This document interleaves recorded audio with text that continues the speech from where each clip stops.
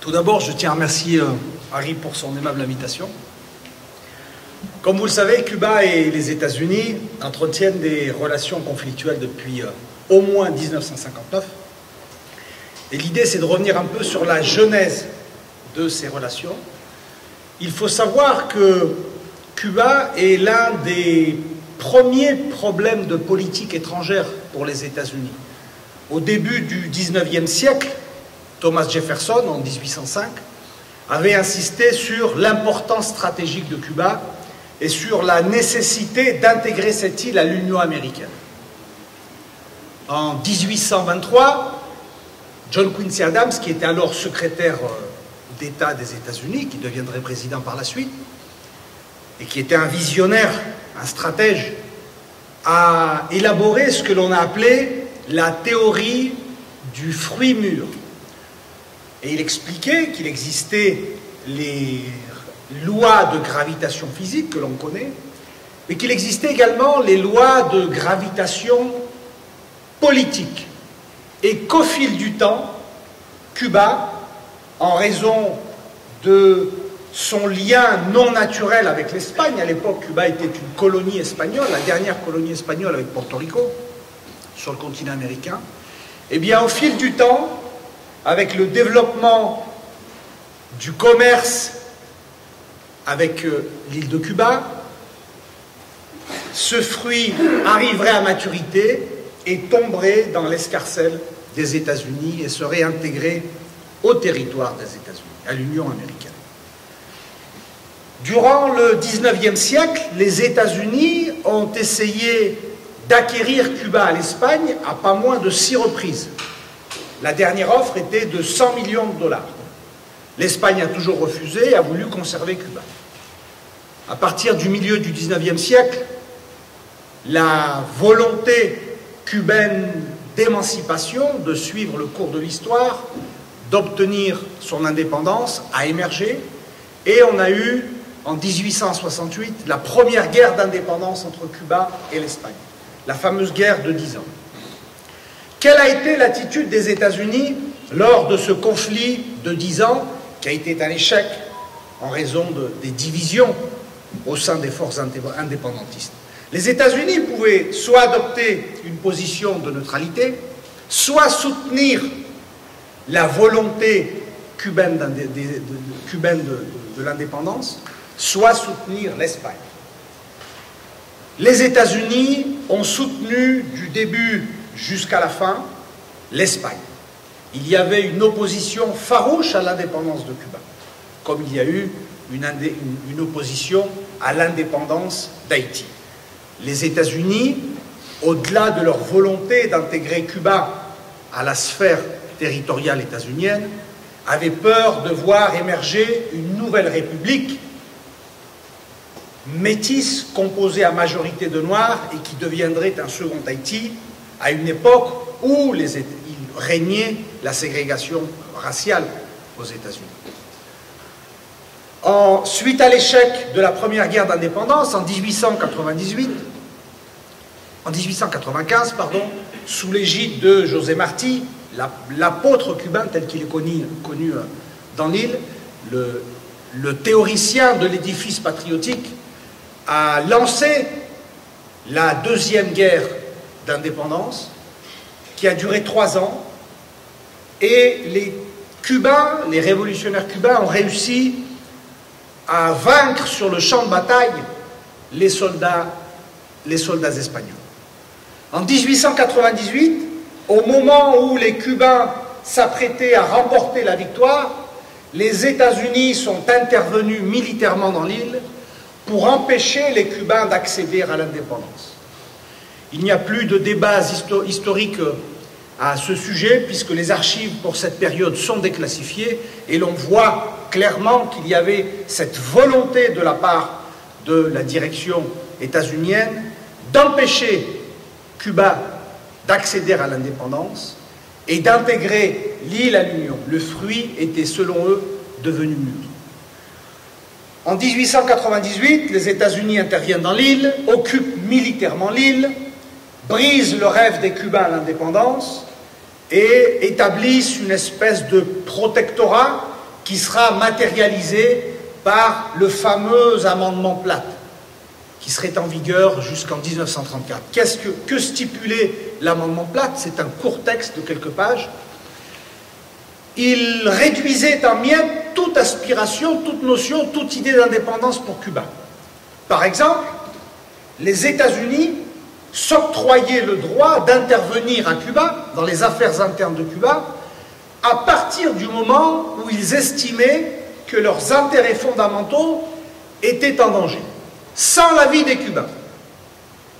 De la même manière, Cuba, théoriquement indépendant depuis 1902, ne pouvait signer aucun accord, aucun contrat, aucun traité avec une puissance étrangère, avec une autre nation, que ce soit un traité économique, culturel, scientifique, quel qu'il soit, sans l'aval des États-Unis.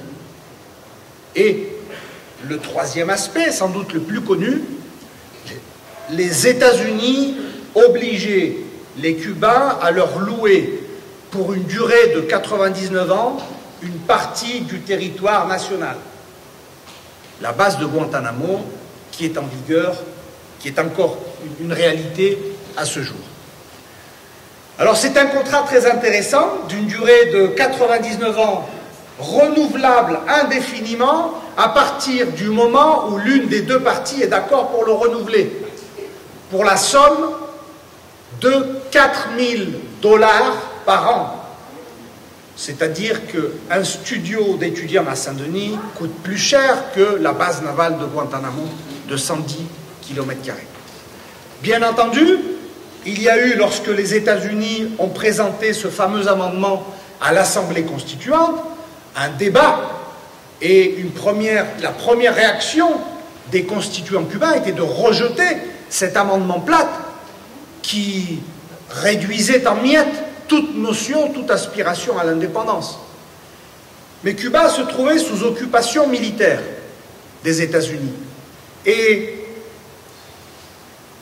la menace que faisaient peser les États-Unis sur l'île, c'était soit l'amendement Platt, soit une occupation indéfinie du territoire. Il y a eu un débat vif et, à 16 voix contre 10, les Cubains ont préféré la République imparfaite, enfin préféré, sous la contrainte, sous la menace, sous une occupation militaire, à pas de République du tout. C'est pour ça que l'on appelle cette période, au moins celle qui va jusqu'à 1934, date de l'abrogation de l'amendement Platt, on en dira un mot, la République néocoloniale, la République médiatisée, parce que c'était une République avec des dirigeants faibles, avec des dirigeants soumis aux États-Unis. D'ailleurs, le premier président de la Cuba dite indépendante, Tomás Estrada Palma, avait la nationalité états-unienne et avait vécu pendant 30 ans aux États-Unis. C'était un annexionniste convaincu, il l'a dit clairement, il ne concevait pas le futur de l'île sans un lien étroit avec les États-Unis. Le problème, c'est qu'il se trouvait en décalage avec l'aspiration des Cubains à une véritable indépendance. Les États-Unis sont donc intervenus durant le début du XXe siècle à plusieurs reprises, en 1903, militairement, en 1906, en 1909, en 1912, en 1917. Cuba était une néocolonie états-unienne. Et permettez-moi de rappeler, de citer une anecdote qui est illustrative de ce qu'était l'état des relations entre les deux pays. En 1920, le président des États-Unis, Woodrow Wilson, décide d'envoyer un représentant spécial à Cuba, Enoch Crowder, sans en informer le président de l'époque, Manuel García Menocal. Lorsqu'il apprend l'imminence de cette visite, le président Menocal envoie un courrier, une missive au président Wilson pour s'en émouvoir et pour exprimer son étonnement. Quelle a été la réponse du président des États-Unis, donc du président d'une nation souveraine, à un président d'une nation censée être souveraine? Je la cite de mémoire. Le président des États-Unis n'a pas besoin de l'autorisation du président de Cuba pour envoyer un représentant spécial dans l'île. Fin de citation. Telle était la nature des relations entre les deux pays. Tel était l'état d'humiliation constante dans lequel vivait le peuple cubain. Parce qu'en offensant le président de la nation, bien entendu, on offensait l'intégralité de la population cubaine. Et il faut avoir en mémoire cette réalité et cette réponse pour comprendre 1959. En 1934, les États-Unis, suite à la révolution de 1933 et la trahison du sergent devenu général Fulgencio Batista, qui, alors qu'il s'était engagé auprès de la population à défendre la volonté à la fois d'une plus grande souveraineté des Cubains et d'une plus grande justice sociale. Batista a trahi la révolution de 1933, a organisé un coup d'État et a dirigé le pays derrière les rideaux, si l'on pouvait dire, jusqu'en 1940. Les États-Unis ont décidé que l'amendement Platt était devenu un instrument obsolète, un instrument coûteux politiquement parce qu'il suscitait le rejet des Cubains et le rejet de l'opinion publique latino-américaine, et qu'une manière de défendre les intérêts, ça serait désormais de soutenir un homme fort à Cuba. Et cet homme fort était symbolisé par la figure de Fulgencio Batista. Bien entendu, l'abrogation de l'amendement Platt n'a pas symbolisé la fin de la domination des États-Unis à Cuba. Il y a eu, à partir de 1940, Batista a été élu, entre guillemets, de façon démocratique pendant 4 ans. S'en est suivi une période de 8 ans de régime que l'on pourrait qualifier de démocratique. Et jusqu'en 1952, date où Batista décide de revenir au pouvoir par le biais d'un coup d'État, et il instaure une dictature qui durerait jusqu'en 1958, jusqu'au 1er janvier 1959. Là émerge le mouvement révolutionnaire dirigé par Fidel Castro. La priorité de Fidel Castro, en 1959, c'est d'obtenir la véritable indépendance de l'île. D'ailleurs, la principale conquête aujourd'hui de la révolution cubaine, c'est la souveraineté totale de l'île, c'est l'indépendance du pays. Les États-Unis se sont opposés au mouvement 26 juillet de Fidel Castro bien avant son arrivée au pouvoir. Une semaine avant son arrivée au pouvoir, alors que Batista était défait sur le terrain militaire, Alan Dulles, directeur de la CIA, lors d'une réunion du Conseil de sécurité nationale, déclare « Nous devons empêcher la victoire de Castro ». 23 décembre 1958, le 1er janvier 1959, avènement de la révolution cubaine et inauguration de l'ère de véritable indépendance pour Cuba. Il est intéressant de noter que la rhétorique diplomatique utilisée par les États-Unis pour justifier son opposition, son hostilité vis-à-vis de Cuba, a fluctué au fil des ans. En 1959, en 1960, en juillet 1960, lorsque le président Eisenhower décide d'imposer les premières sanctions économiques, en annulant la quote-part sucrière, c'est-à-dire que Cuba vendait, qui produisait 6 millions de tonnes de sucre à l'époque, en vendait 3 millions aux États-Unis. Donc du jour au lendemain, il décide de supprimer la quote-part sucrière. L'argument évoqué a été le processus d'expropriation et de nationalisation des entreprises, pas uniquement états-uniennes, mais toutes les entreprises. Lorsqu'en mai 1959, les Cubains décident d'adopter la seule mesure d'envergure qui a été adoptée de façon volontaire par la révolution cubaine, c'est-à-dire la réforme agraire, toutes les autres mesures n'ont été que des réponses à la politique agressive des États-Unis. Bien entendu, cela a affecté les propriétés des États-Unis qui possédaient les meilleures terres. Les Cubains n'ont pas confisqué les propriétés. Les Cubains ont nationalisé les propriétés, ce qui est un droit reconnu par la législation internationale. Et les Cubains ont décidé d'indemniser les propriétaires lésés, les multinationales lésées, en se basant sur quoi? Sur les déclarations fiscales, bien entendu. Or, ces déclarations fiscales étaient notoirement sous-évaluées pour frauder le fisc cubain. C'est-à-dire, ce que disait M. Kléber, qui était représentant des propriétaires états-uniens cubains, les déclarations fiscales ne dépassaient pas les 20% de la valeur réelle des terres. Eh bien, tant pis pour eux. Les Cubains, bien entendu, appliquant leur droit souverain à disposer de leurs ressources naturelles, ont décidé de nationaliser ces terres et ont même proposé des conditions économiques plus intéressantes que celles que les États-Unis ont proposées au Japon lorsqu'ils ont procédé, après la Seconde Guerre mondiale, à une réforme agraire. Donc, en réalité,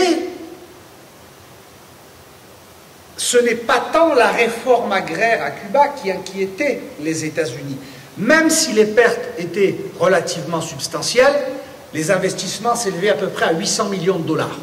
Pour une économie comme celle des États-Unis, ce n'était pas une grande perte. Si les États-Unis touchaient 200 millions au lieu des 800 millions, puisque les déclarations faites au fisc n'étaient qu'à hauteur de 20%, ce n'était pas ça qui allait porter un coup à l'économie des États-Unis.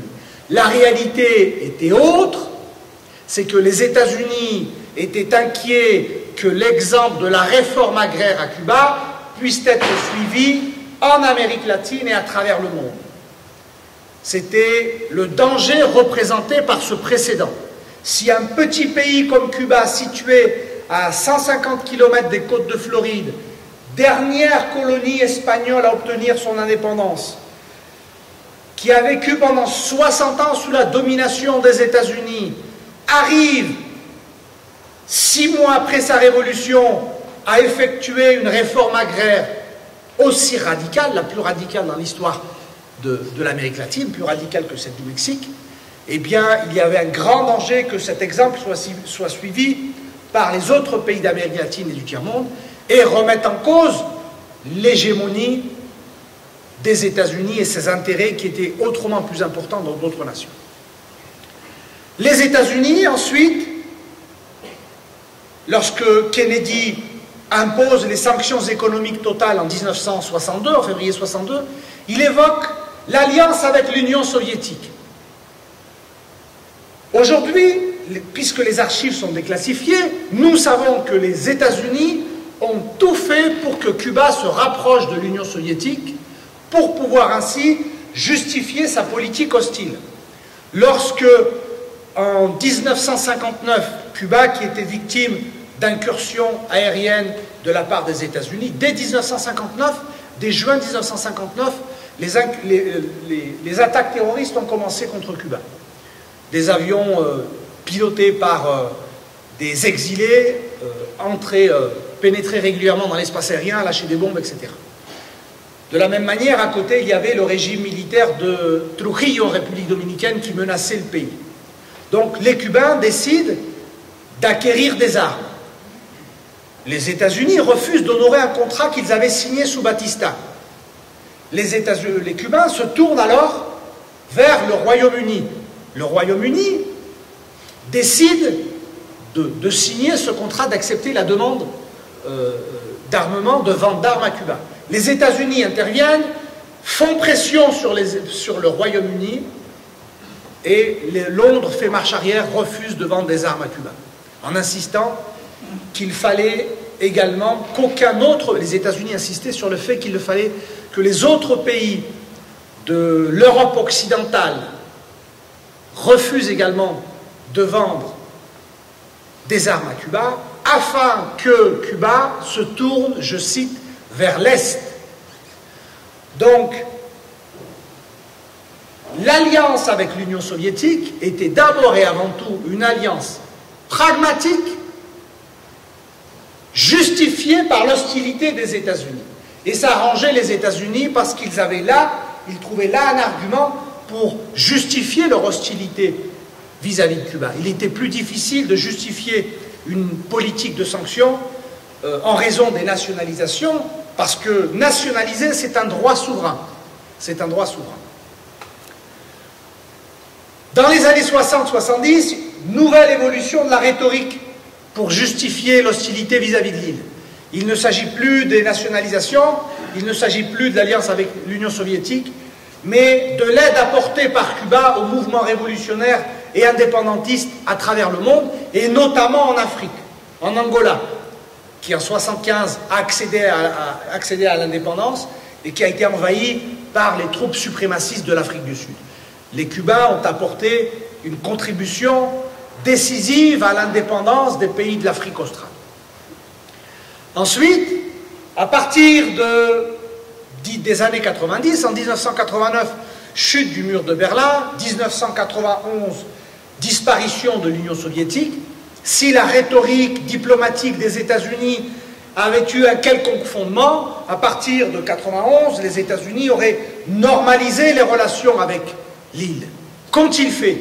Exactement l'inverse, alors que Cuba était frappé par la pire crise économique de son histoire, parce que du jour au lendemain, Cuba a perdu 85% de son commerce extérieur. Cuba a vu son PIB chuter de 29 points. On parle de récession quand le taux de croissance d'une année sur l'autre est de moins de 1%. Donc, quand on parle de récession, ça veut dire supprimons les services publics, etc. Cuba a perdu 27 points. À titre d'exemple, durant la période de Covid, la France a vu son PIB chuter, je crois, de 11 points. Cuba, du jour au lendemain, a perdu 30% de son PIB. Cuba a perdu son principal partenaire commercial. Que font les États-Unis à ce moment-là? Ils adoptent une nouvelle législation augmentant les sanctions économiques, la fameuse loi Torricelli, qui stipule, entre autres, que tout bateau qui entrerait à Cuba se verrait interdire l'entrée dans un port américain durant les 6 mois suivants.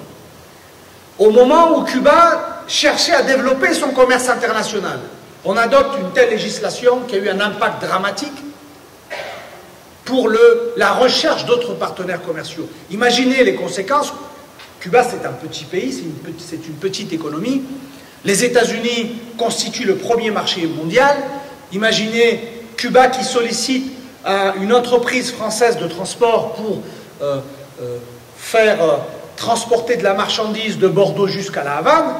Cette entreprise, si elle a l'habitude de travailler dans la zone Caraïbe, sans doute que 70% de son commerce se fait avec les États-Unis, avec la Floride, et que 10% devait se faire avec Cuba. Eh bien, à partir de la loi Torricelli de 1992, si le prix était de 100 pour les Cubains, il passe à 200, 300, 400 dans le meilleur des cas. Qu'expliquent les transporteurs? Nous n'avons pas de problème à transporter de la marchandise. Le problème, c'est que si nous transportons de la marchandise, nos bateaux sont bloqués pendant 6 mois et nous perdons de l'argent. Donc nous pouvons le faire, mais à un autre prix. Certains refusent carrément de le faire, vu les difficultés. Quel argument évoquent les États-Unis puisqu'il n'y a plus l'ennemi soviétique? On évoque l'argument de la démocratie et des droits de l'homme pour justifier l'hostilité vis-à-vis de Cuba. Comme si imposer des souffrances à la population civile était la meilleure manière de défendre la démocratie et les droits de l'homme. On pourra en dire un mot tout à l'heure. En 1996, sous une administration cette fois-ci démocrate, Clinton, le libéral Clinton, dans le sens américain du terme, c'est-à-dire je ne vais pas oser dire progressiste, mais libéral, hein, pas conservateur. On adopte la loi Helms-Burton, qui accroît davantage les sanctions économiques, qui est une aberration juridique, parce que elle est...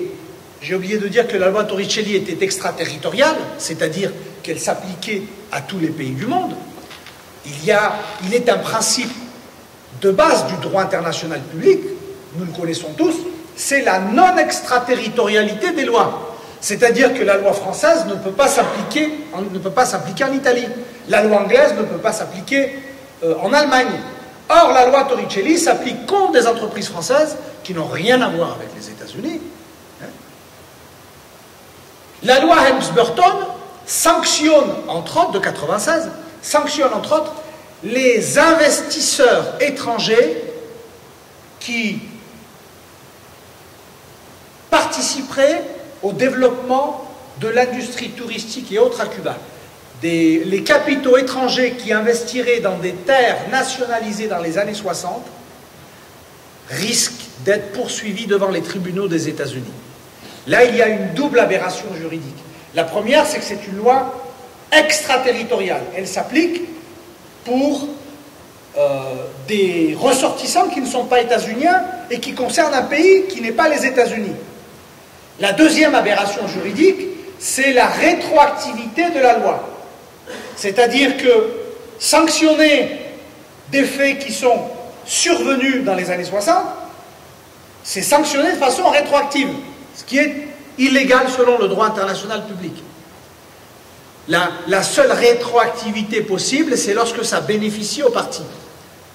C'est-à-dire que si demain le ministère de l'enseignement supérieur décide d'augmenter rétroactivement mon salaire de 500 €, ça c'est légal. Par contre, il ne peut pas le diminuer de 500 € à partir de septembre 2020, c'est illégal.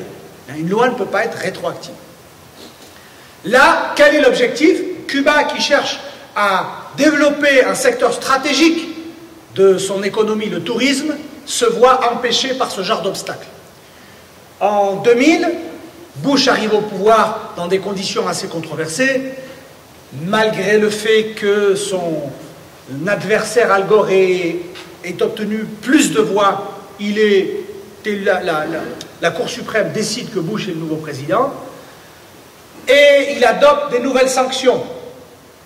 En 2004, il adopte un fameux plan connu, le plan pour une Cuba libre, dans lequel il adopte toute une série de mesures, toute une série de sanctions qui affectent principalement les Cubains. La mesure la plus emblématique qui a été en vigueur de 2004 à 2009 a été celle qui limitait le nombre de voyages des Cubains des États-Unis vers leur pays d'origine. On limitait ces voyages à 14 jours tous les 3 ans, dans le meilleur des cas. C'est-à-dire 2 semaines, les Cubains des États-Unis pouvaient se rendre dans leur pays d'origine, 2 semaines tous les 3 ans, dans le meilleur des cas, à condition d'avoir un membre direct de la famille dans l'île. Avec une nouvelle définition de la famille, qui concernait que les Cubains. Ne faisaient partie de la famille que les grands-parents, les parents, les frères et sœurs, mari, épouse et les enfants. C'est-à-dire qu'un Cubain des États-Unis qui n'avait qu'une tante à La Havane ne pouvait plus jamais retourner dans son pays d'origine. De la même manière, on limitait l'envoi, les transferts d'argent vers Cuba à 100 $ par mois et uniquement à un membre direct de la famille. Donc cela a eu un impact extrêmement important pour l'économie cubaine, puisque la deuxième source du revenu du pays, ce sont les transferts d'argent. Pour quelles raisons Bush avait-il adopté ces mesures qui ont été en partie reprises par Trump? On en dira un mot. La première est d'ordre économique, puisque, étant donné que les transferts d'argent constituent la deuxième source de revenus du pays, cela a eu un impact conséquent. La deuxième est d'ordre politique. Vous savez que tous les Cubains qui vivent aux États-Unis sont considérés par les États-Unis comme étant des exilés politiques. et non pas des émigrés économiques comme le peuvent être les Haïtiens, les Mexicains ou n'importe ou les émigrés de n'importe quel autre pays. Or, il y avait une contradiction. En 2004, la minorité des États-Unis qui se rendait le plus souvent dans son pays d'origine étaient les Cubains. On imagine mal un exilé politique chilien se rendre 3 fois par an dans son pays sous Pinochet. On imagine mal un exilé politique espagnol se rendre, réfugié en France, se rendre 3 fois par an, ou 2 fois par an, ou 1 fois par an en Espagne sous Franco. Or, les Cubains des États-Unis se rendaient plusieurs fois par an dans leur pays d'origine, ce qui illustrait la réalité suivante, c'est que l'immense majorité de la communauté cubaine des États-Unis est constituée d'émigrés économiques qui aspirent à avoir des relations normales et apaisées avec leur pays d'origine. En 2006, Bush adopte de nouvelles sanctions et il applique notamment de façon plus aiguë le caractère extraterritorial de ces sanctions en s'en prenant aux entreprises étrangères. Un exemple, si BMW souhaite vendre ses voitures aux États-Unis, BMW doit démontrer que ces voitures ne contiennent pas un seul gramme de nickel cubain. Cuba ne peut pas vendre son nickel aux États-Unis, mais dans ce cas précis, elle ne pourra pas le vendre à l'Allemagne, parce que BMW va dire « Je suis désolé, moi, mon marché principal après l'Allemagne, ce sont les États-Unis. » Elle ne pourra sans doute pas le vendre à la Corée du Sud, au Japon, etc. Et c'est valable pour n'importe quel produit. Application extraterritoriale de ces sanctions. Ensuite, vient l'administration Obama qui... Alors, il y a 2 moments dans l'administration Obama. Il y a la première administration, donc 2008-2012, et puis ensuite la deuxième. Lors de la première administration, d'un point de vue rhétorique, Obama adopte un discours plus conciliant, il élimine les sanctions de 2004. Néanmoins, aucun autre gouvernement des États-Unis n'a sanctionné davantage les entreprises étrangères ayant des relations commerciales ou financières avec Cuba qu'Obama. La BNP Paribas s'est vue infliger une amende de 7,9 milliards de dollars pour avoir, entre autres, avoir eu des transactions financières avec Cuba. BNP Paribas n'a pas violé le droit français, n'a pas violé le droit européen et n'a pas violé le droit international. Cependant, elle s'est vue infliger cette amende. Crédit Agricole s'est vu infliger une amende de près de 700 millions de dollars pour les mêmes raisons.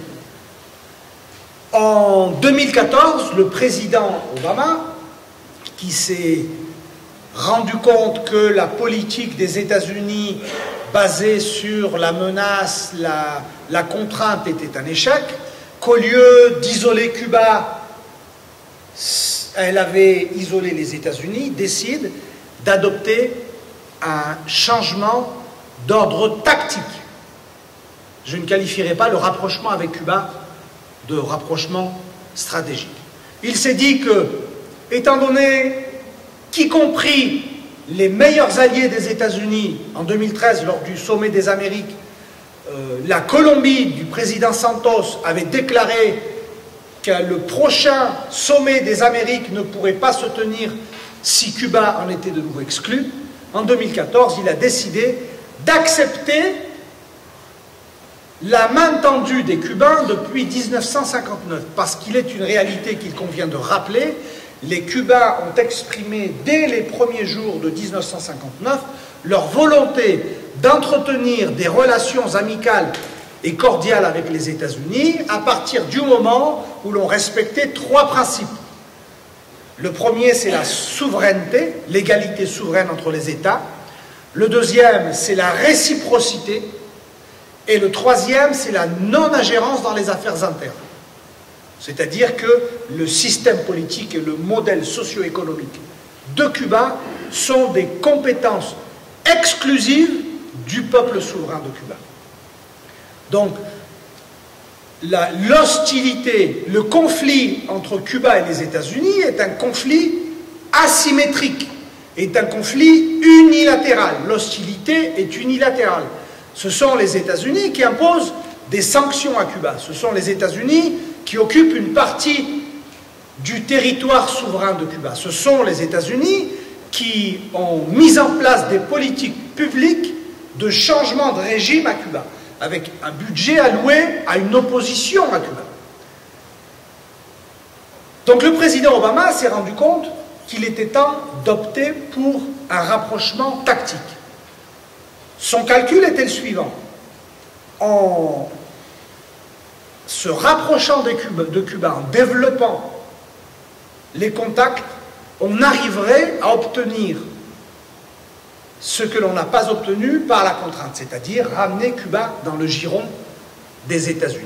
Je ne crois pas que le président Obama ait accepté la réalité d'une Cuba souveraine et indépendante, qu'il ait accepté de respecter les principes fondamentaux du droit international, à savoir que Cuba a le droit d'adopter le système politique qui lui chante et le modèle socio-économique qui lui plaira. Non, il s'est dit que la politique de sanctions n'a pas fonctionné, optons pour ce rapprochement, qui d'ailleurs, je dois reconnaître une chose, aucun président des États-Unis n'a fait autant que le président Obama dans le rapprochement, dans la recherche plutôt d'un modus vivendi avec Cuba. En revanche, le président Obama a fait beaucoup moins que ce qu'il aurait pu faire en tant que chef du pouvoir exécutif. Il a par exemple appelé le Congrès à lever les sanctions économiques. Il a appelé, lors du vote annuel aux Nations Unies, les États-Unis, pour la première et unique fois de l'histoire, se sont abstenus de la... Vous savez que depuis 1992, il y a une résolution présentée par Cuba aux Nations Unies demandant la levée des sanctions économiques. Les États-Unis ont toujours voté contre, avec 2-3 pays. En 2015, si ma mémoire est bonne, les États-Unis se sont abstenus. Mais là, il m'est impossible de ne pas souligner une contradiction entre le discours du président Obama qui appelait le Congrès à lever les sanctions et ses agissements en tant que président du pouvoir exécutif. Pourquoi ? Le président des États-Unis dispose des prérogatives nécessaires pour démanteler 90% au moins des sanctions économiques. Il n'y a que 3 ou 4 secteurs que le président des États-Unis ne peut pas toucher sans l'accord du Congrès. Par exemple, le président des États-Unis ne peut pas permettre le tourisme ordinaire à Cuba. C'est-à-dire qu'aujourd'hui, les citoyens des États-Unis ne peuvent pas se rendre dans l'île en tant que touristes ordinaires. En revanche, il peut faire ce qu'il avait commencé à faire, c'est-à-dire ouvrir des catégories spécifiques. Tourisme culturel, tourisme professionnel, scientifique, académique. Obama aurait parfaitement pu dire le citoyen des États-Unis qui se rend à Cuba et qui visite un musée pourra solliciter un visa de tourisme culturel. En faisant ça, il contourne l'obstacle imposé par le Congrès. Deuxième aspect, le président des États-Unis ne peut pas permettre que Cuba achète des produits auprès de filiales des États-Unis installées à l'étranger. C'est-à-dire, par exemple, que Cuba ne peut pas acheter des voitures Ford dans une filiale installée au Panama. Seul le Congrès peut l'autoriser. Par contre, le président des États-Unis peut permettre à Cuba d'acheter des voitures Ford directement en Floride. Est-ce que vous croyez que si les Cubains peuvent acheter des Ford en Floride, ils auront besoin d'aller au Panama? Le troisième obstacle, les Cubains ne peuvent pas acheter des produits alimentaires à crédit aux États-Unis. Ils sont obligés de payer comptant. Seul le Congrès des États-Unis peut lever cette restriction.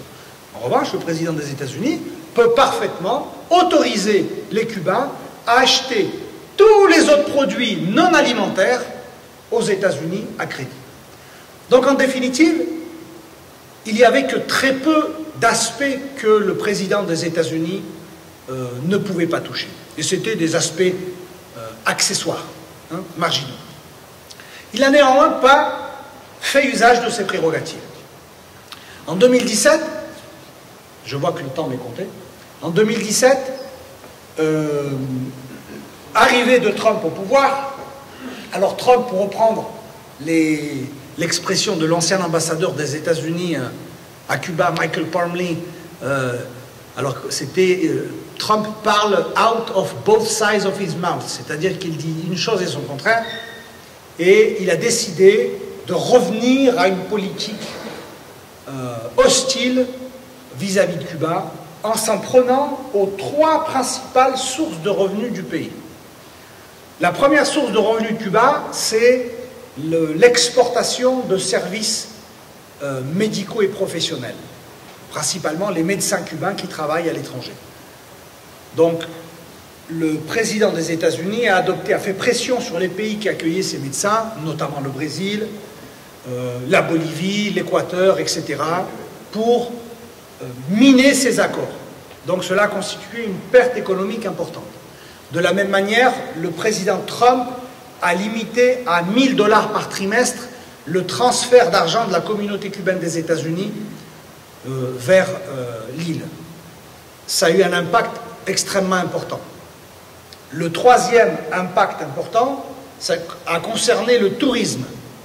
Il a notamment éliminé les possibilités qu'avait offertes le président Obama aux citoyens des États-Unis. Et il y a eu, pendant plusieurs années, 2015-2016, il y a eu 1,5 million de citoyens des États-Unis qui se sont rendus à Cuba. Il a également imposé des sanctions aux tankers internationaux, ceux qui transportent du pétrole à Cuba, du combustible à Cuba, ce qui a créé une grave pénurie dans l'île, avec des apagones, des coupures de courant, d'électricité, des choses qui étaient survenues dans les années 90. Le président, et je vais terminer sur Biden, est arrivé au pouvoir. Rappelons qu'il s'agissait du vice-président de Barack Obama, qui avait adopté des mesures que l'on pourrait qualifier de constructives. Il a strictement maintenu la politique du président Trump. Il n'a absolument rien changé vis-à-vis de Cuba. Il maintient toujours les politiques destinées à subvertir l'ordre établi en finançant une opposition interne. Les sanctions économiques sont toujours en vigueur et elles illustrent, en définitive, cette réalité illustre l'incapacité, je vais terminer sur ce point, des États-Unis à accepter psychologiquement la réalité d'une Cuba souveraine et indépendante. On a vu que la rhétorique brandie au fil des ans a fluctué selon les circonstances et qu'elle est dépourvue de cohérence, qu'elle ne résiste pas à l'analyse. Les seules relations possibles avec Cuba sont celles qui ont été mentionnées par le ministre des Affaires étrangères en 1959, Raúl Roa, c'est-à-dire celles basées sur l'égalité souveraine, sur la réciprocité et sur la non-ingérence dans les affaires internes. Je vais m'arrêter là et je vais vous céder la parole. Merci de votre attention.